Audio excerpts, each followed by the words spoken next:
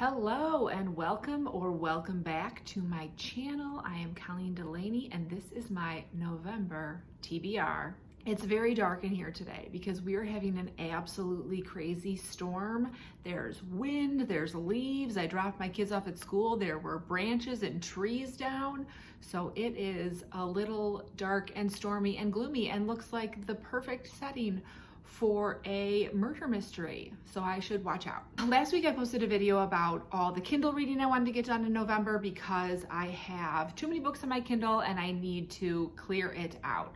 So I will link that video above so you can check it out if you want to. Some of the books that I talk about in depth in there, I will just kind of brush over here.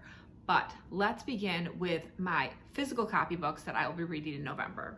First up, we have Witches Get Stitches by Juliette. It is number 3 in the Stay a Spell series. Now, if you watched my October TBR, you're thinking to yourself, wait a second, Colleen only had book 1 on her October TBR. Well, I loved it so much I read book 1 and 2 in October, which you will see in my October wrap up, and I got this one, and I already got the holiday collection so I can read it in December. I'm obsessed with this series. I cannot wait. I've already Googled several times when the next book's gonna come out, even though literally the holiday collection released this month, because I cannot wait to read the rest of these stories. They are so good. So this one follows Violet, who is kind of the tough sister. She's got a lot of tattoos. She works at a bar/restaurant.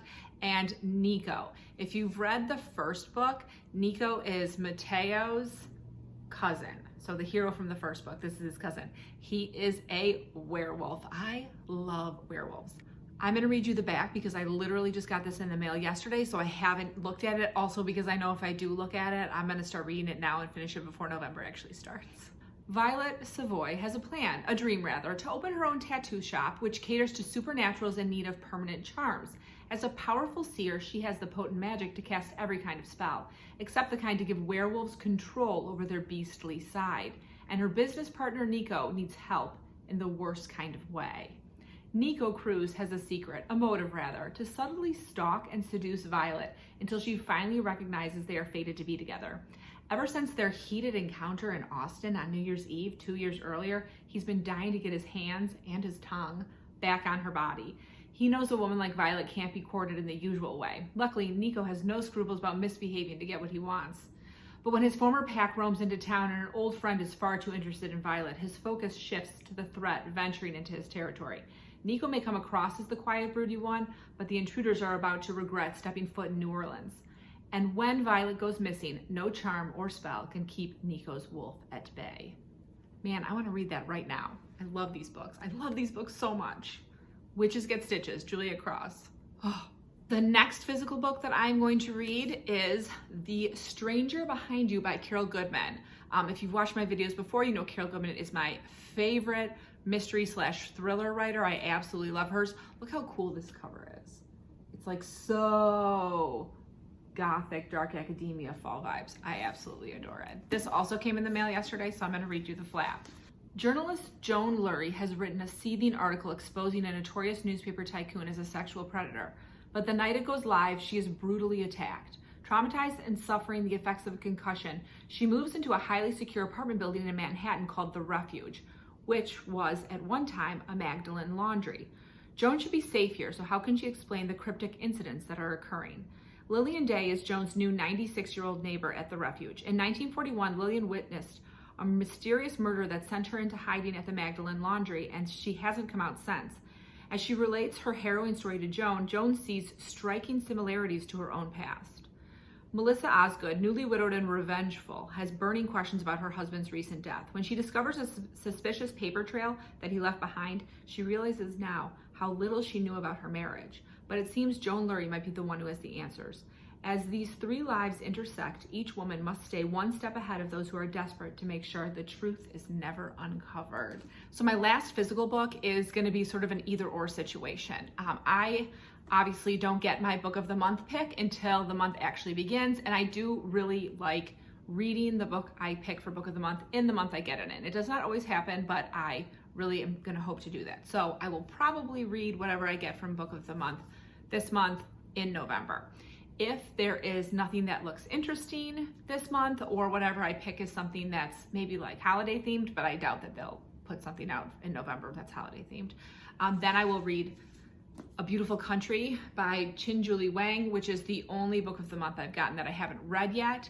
I've kind of been putting this one off because I think it's going to be a little bit of a hard read, but after looking at it more thoroughly, I do think it'd be a very interesting read for me. The author, which I believe you say her name is Qian, I'm not 100% certain though, arrived in New York as a 7-year-old in 1994 as an immigrant from China with her parents, and in 1994 I was 11, so we're very close in age. So I think it would be really interesting for me to read what her childhood was like as an immigrant child living in New York City compared to what my own childhood was like in America as a parent of natural born Americans. It does look like it's going to be harrowing at times to read because her parents were well-respected professors in China, and then they come to America and are working at sweatshops. So I can't imagine it's going to be happy all the time, but I have heard really good things about it. So I will either be reading Beautiful Country or whatever my November pick for book of the month is. Let's move on to my ebooks that I picked. So I did do the video already with details on my Kindle reads, but I figured I'd go through them really quickly here as well. First, I'm gonna read Ice Planet Barbarians by Ruby Dixon, and I will 100% read this book. If you're not familiar, which I'm sure you are because it's been like exploding everywhere, it is a sci-fi romance with a bunch of human women crashing on a planet and meeting this other race of creatures who are male and have some added bonuses that human women can really get behind. There's also this sort of soulmate thing going on with parasites that live in their chests. I don't know, I'm excited. I can't wait to read it. I feel like I've been hearing about that series forever because a lot of the romance podcasts I listen to have talked about it for years now. So I'm glad that I'm finally actually gonna read it. And who knows, maybe my TBR in December is gonna be like one Christmas book and then like 18 Ice Planet Barbarian books. The next ebook I will be reading is Baird and Betrayed by Heather McCorkle. It is a paranormal romance. It has some Viking themes. It is the last in a series, which I have not read any in the series yet, but I am going to give it a whirl and see what I think. It is a werewolf cop romance, and the cop is the heroine, which I tend to like heroine cops in paranormal romance. I think it's a fun aspect to paranormal romance. So I'm excited. I'll let you know what I think. Next, I have The Maid by Nita Prose, which I did go into a lot of detail in my last video about Kindle reads.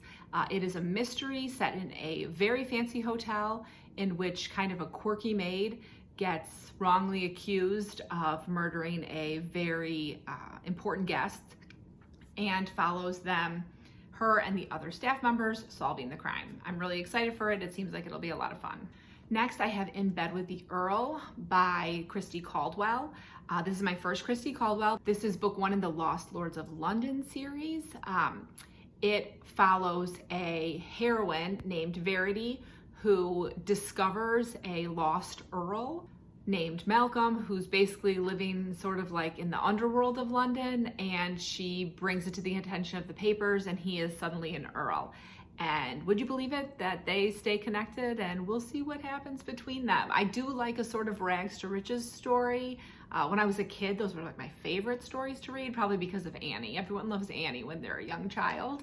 So that is In Bed with the Earl by Christi Caldwell. My last read for November is Gods of Jade and Shadow by Sylvia Moreno-Garcia. This book, I went into a lot of detail on my Kindle video, but a short synopsis is we follow Cassiopeia. She is kind of working in her rich grandfather's house. It's the Jazz Age, it's Mexico, and she accidentally unleashes the Mayan god of death, and then they go on a harrowing adventure together. When I put this on my TBR, I forgot that she also wrote Mexican Gothic, which has maybe the most beautiful cover I've ever seen. But my friend who reads horror and then tells me whether or not I can handle it told me I could definitely not handle that book. But I'm pretty positive she told me this one would be fine when I originally bought it a few years ago or a year ago. So I'm hoping it's not too scary for me. We'll see.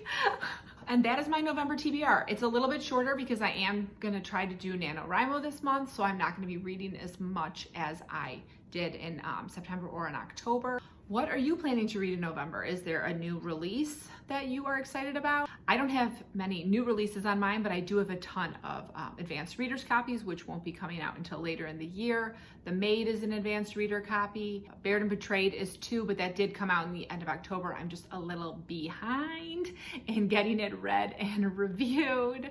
I hope you are having a wonderful fall day, and if you are having rain, it's not as crazy of a storm as I'm having here. Bye.